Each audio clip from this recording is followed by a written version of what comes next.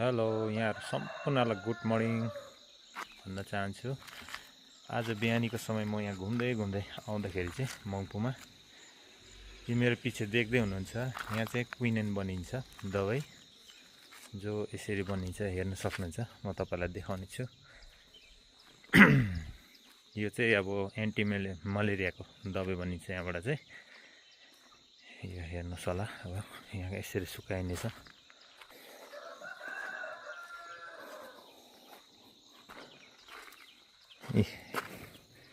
यस्तो गरेर सुकाएर चाहिँ बनाउँदो रहेछ, यसरी सुकाउँदो रहेछ।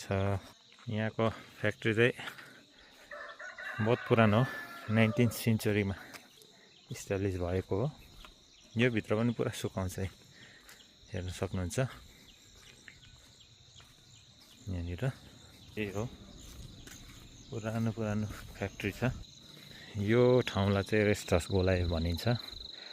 अहिले चाहिँ यहाँ यो ठाउँलाई फेरि अरुणा चौक पनि भनिने गर्छ। यो तल हेर्नुहोस्, यहाँ चाहिँ रेस्ट हाउस गेस्ट रुम हो। चाहिँ अरुणा चौक किन भनिन्छ भन्दाखेरि चाहिँ यहाँ चाहिँ हाम्रो एकदम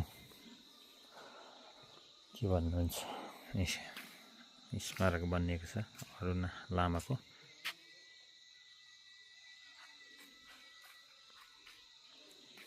यस्तो बनाएको रहेछ यहाँ चाहिँ।